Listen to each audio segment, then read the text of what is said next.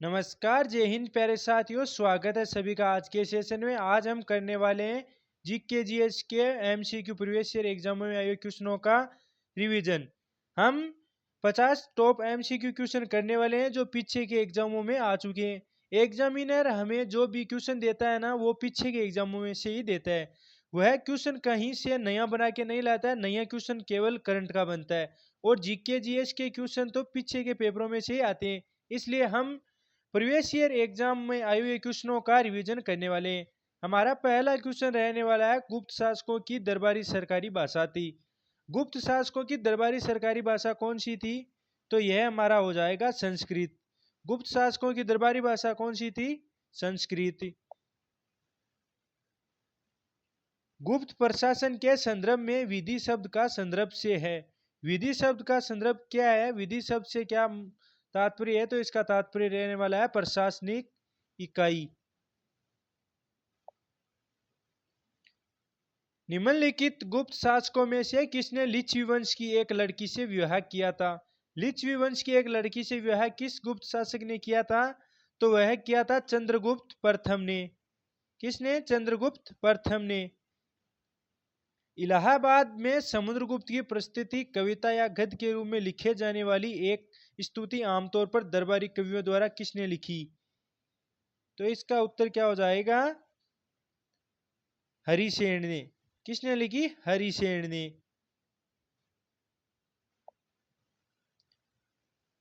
निम्नलिखित में से कौन एक गुप्त शासक था?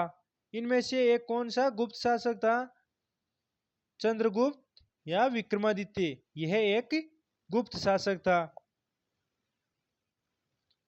निम्न में से कौन विक्रमादित्य के दरबार में नवरत्न में शामिल नहीं था? विक्रमादित्य के दरबार में नवरत्न में शामिल कौन सा इनमें से नहीं था? सूरदास। सूरदास विक्रमादित्य के नवरत्नों में शामिल नहीं था। प्राचीन भारत का महान योग प्रवर्तक पतंजलि किसके समकालीन था? पतंजलि किसके समकालीन था? यह था पुष्यमित्र शुंग के समकालीन। कलिंग नरेश खारवेल किस वंश से संबंधित था? कलिंग नरेश खारवेल किस वंश से संबंधित था? यह चेदी वंश से संबंधित था। हर्षवर्धन के राज्यसभा कवि कौन थे? हर्षवर्धन के राज्यसभा कवि कौन थे? बाण भट्ट।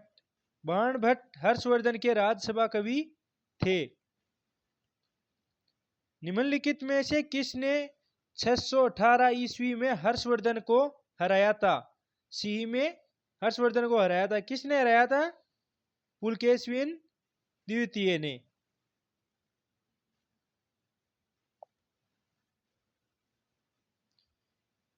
संस्कृत नाटक नागानंद की रचना किस शासक द्वारा की गई है? संस्कृत नाटक नागानंद की रचना किस शासक द्वारा की गई है?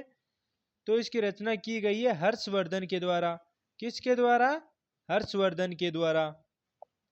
नागानंद की रचना हर्षवर्धन के द्वारा की गई है। किसके शासनकाल में ह्वेनसोंग भारत आया था? ह्वेनसोंग भारत किसके शासनकाल में आया था? हर्षवर्धन के समय।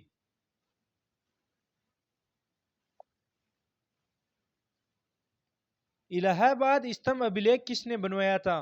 इलाहाबाद अभिलेख स्तंभ किसने बनवाया था? हरिसेन ने। किसने? हरिसेन ने। हर्ष की मृत्यु के बाद 7वीं शताब्दी के आसपास प्रभुत्व में आए और उनके काल को भारत के अंध्य युग के रूप में जाना जाता है। हर्ष की मृत्यु के बाद 7वीं शताब्दी के पास प्रभुत्व में आए, उनके काल को भारत के अंध्य युग के रूप में जाना जाता है। कौन आए? राजपूत। इनको भारत का अंधा काल कहा जाता है। निम्नलिखित में से कौन चंद्रगुप्त द्वितीय के नवरत्नों में एक है? चंद्रगुप्त द्वितीय के नवरत्नों में से इनमें से कौन एक है? तो वह हमारे हो जाएंगे वराह मिहिर। वराह मिहिर चंद्रगुप्त द्वितीय के नवरत्नों में से एक है। इनमें से एक कौन सा चीनी यात्री नालंदा या और छात्र और शिक्षक दोनों रूप में रहा? नालंदा विश्वविद्यालय में कौन सा चीनी यात्री पढ़ने के लिए आया था जो एक शिक्षक व छात्र दोनों रहा था? तो वह था ह्वेनसोंग। ह्वेनसोंग। प्रच्छन्न बोध किसे कहा जाता है? प्रच्छन्न बोध किसे कहा जाता है? प्रच्छन्न बोध कहा जाता है शंकर को। शंकर को कहा जाता है प्रच्छन्न बोध। लीलावती के लेखक थे। लीलावती के लेखक कौन है? ये हमारे हो जाएंगे भास्कराचार्य जी। भास्कराचार्य जी क्या थे? लीलावती के लेखक। रेशम बुनकरों की श्रेणी की जानकारी निम्नलिखित में से किस शिलालेख से मिलती है? रेशम बुनकरों की जानकारी किस शिलालेख से हमें प्राप्त होती है? यह हमें प्राप्त होती है दसपुर शिलालेख से। दसपुर शिलालेख से। लोकायत दर्शन किसको कहा जाता है? लोकायत दर्शन किसको कहा जाता है? चारवाक को। किसको कहा जाता है? चारवाक को लोकायत दर्शन। मिलिंद पानोह क्या है? मिलिंद पानोह क्या है? यह एक बौद्ध ग्रंथ है। क्या है? बौद्ध ग्रंथ। गहड़वाल वंश का संस्थापक कौन था? गहड़वाल वंश का संस्थापक कौन था? गहड़वाल वंश का संस्थापक था जयचंद। जयचंद। अलाह उदल संबंधित थे। अलाह उदल किससे संबंधित थे? महोबा से। महोबा से। उस शासक का नाम क्या है जिसने विजय स्तंभ का निर्माण करवाया था? विजय स्तंभ का निर्माण किसने करवाया था? राणा कुंभा ने विजय स्तंभ का निर्माण करवाया था। राजस्थान में सर्वाधिक दुर्गों का निर्माण राणा कुंभा ने करवाया था। एक पुस्तक है वीर विनोद, उसके अनुसार राणा कुंभा ने 82 दुर्गों में से 32 दुर्गों का निर्माण राणा कुंभा ने करवाया था। पुनर्निर्माण उनका नवनिर्माण मिला के 32 दुर्गों का। राष्ट्रकूट वंश का संस्थापक कौन था? राष्ट्रकूट वंश का संस्थापक कौन था? दंती दुर्ग। दंती दुर्ग राष्ट्रकूट वंश का संस्थापक था। एलोरा के प्रसिद्ध कैलाश मंदिर का निर्माण किस राष्ट्रकूट शासक ने करवाया था? एलोरा के प्रसिद्ध कैलाश मंदिर का निर्माण किस राष्ट्रकूट शासक ने करवाया था? कृष्ण प्रथम ने।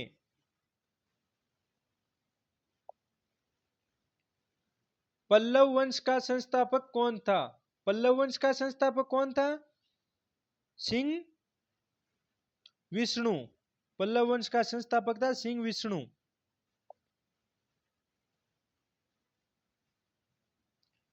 स्वर्ण भूमि का वह राजा कौन था जिसने नालंदा में एक बौद्ध विहार की स्थापना की तथा उसके रख रखाव हेतु अपने दूत द्वारपाल देवपाल से 5 गांव दान में देने के लिए प्रार्थना की?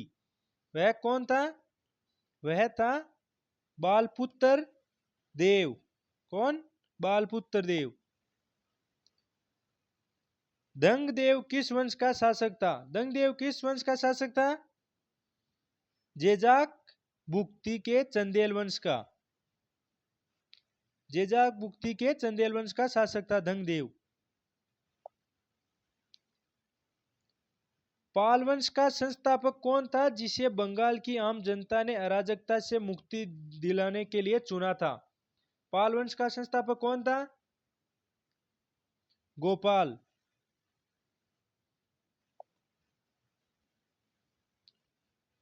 निम्नलिखित में से परमार राजवंश के इतिहास पर प्रकाश डालने वाला स्रोत कौन सा है? परमार राजवंश के इतिहास पर प्रकाश डालने वाला स्रोत कौन सा है? पद्मगुप्त का नवसंचरित, मेरुतंग की प्रबंध चिंतामणि, उदयपुर प्रस्तुति व उपरोक्त सभी। तो इसमें हमारा उत्तर हो जाएगा डी, उपरोक्त सभी। चित्तौड़ के त्रिभुवन नारायण मंदिर को किसने बनवाया था? चित्तौड़ के किले में बना त्रिभुवन नारायण मंदिर का निर्माण किस शासक ने करवाया था? इसका निर्माण करवाया था परमार राजा भोज ने।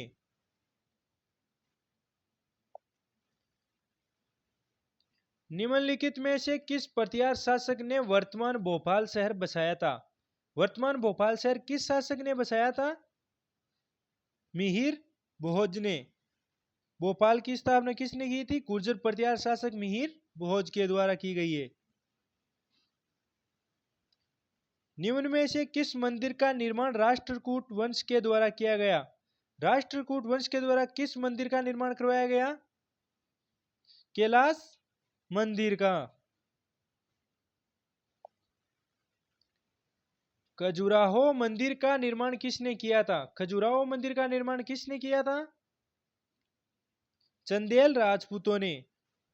चंदेल राजपूत।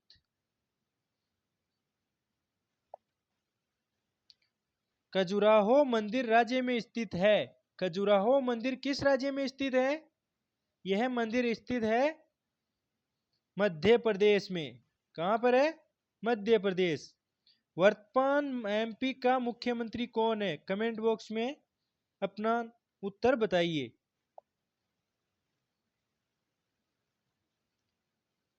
तेरहवीं शताब्दी में राजस्थान के माउंट आबू में प्रसिद्ध दिलवाड़ा मंदिर किसने बनवाया था? 13वीं शताब्दी में राजस्थान के माउंट आबू में प्रसिद्ध दिलवाड़ा मंदिर किसने बनवाया था? तेजपाल ने। किसने बनवाया था? तेजपाल ने। माउंट आबू को राजस्थान का कश्मीर कहा जाता है।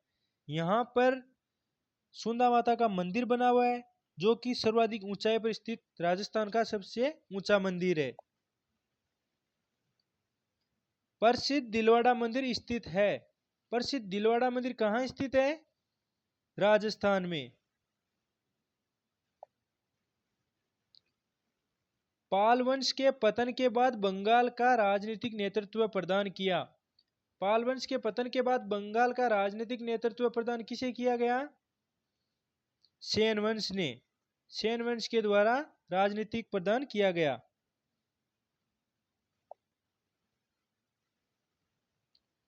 सोमनाथ के मंदिर पर 1025 ईस्वी में महमूद गजनवी के आक्रमण के समय गुजरात का शासक कौन था? सोमनाथ मंदिर पर आक्रमण के समय गुजरात का शासक कौन था? भीमदेव फर्स्ट। रामोसी विद्रोह अकाल एवं भूख की समस्या से संबंधित भारत के किस क्षेत्र में हुआ था? रामोसी विद्रोह भारत के किस क्षेत्र में हुआ था? पश्चिम घाट पर।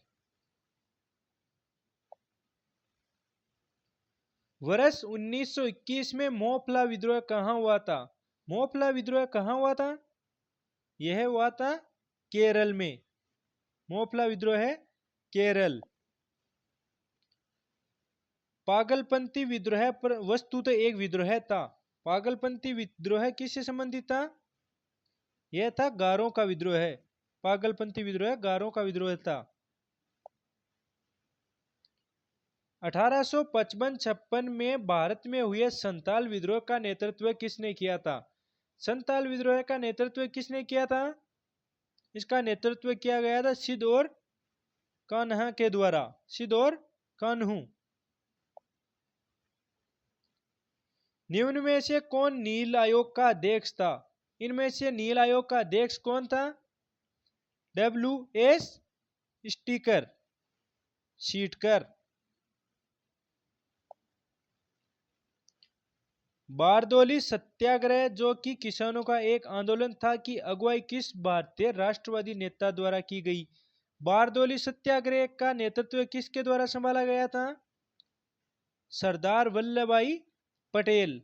सरदार वल्लभ भाई पटेल को सरदार की उपाधि बारदोली की महिलाओं द्वारा ही दी गई थी। बारदोली कहां पर है? गुजरात में। में अंग्रेज ईस्ट इंडिया कंपनी ने भारत में एक शिक्षा प्रणाली पेश की, जिसे वुड के डिस्पैच के नाम से जाना जाने लगा। कब शिक्षा प्रणाली कब पेश की गई है? 1854 ईस्वी में। अखिल भारतीय किसान सभा के प्रथम सत्र की अध्यक्षता किसने की? अखिल भारतीय किसान सभा के प्रथम सत्र की अध्यक्षता किसके द्वारा की गई? स्वामी सहजानंद के द्वारा। स्वामी सहजानंद। अपने शासन के दौरान अंग्रेज किसानों को मद्रास में उगाने के लिए मजबूर करते थे। मद्रास में क्या उगाने के लिए अंग्रेज किसानों को मजबूर करते थे? चावल। चावल की खेती करने के लिए मजदूरों को भारत में पुर्तगाली सत्ता की वास्तविक नींव रखने वाली महानतम पुर्तगाली गवर्नर थे। भारत में पुर्तगाली सत्ता की वास्तविक नींव रखने वाले महानतम पुर्तगाली गवर्नर कौन थे? वह थे अल्बुकरक। अल्बुकरक। आज का सेशन हमारा समाप्त हुआ। वीडियो कैसा लगा कमेंट बॉक्स में ज़रूर बताइए। कुछ कमियां रहती है बोलने में, लिखने में या आवाज़ में, तो मैं उसके लिए आपका क्षमा प्रार्थी हूँ। सेशन के लास्ट तक जुड़े रहने के लिए आप सभी साथियों का तहे दिल से धन्यवाद। जय हिंद, जय भारत।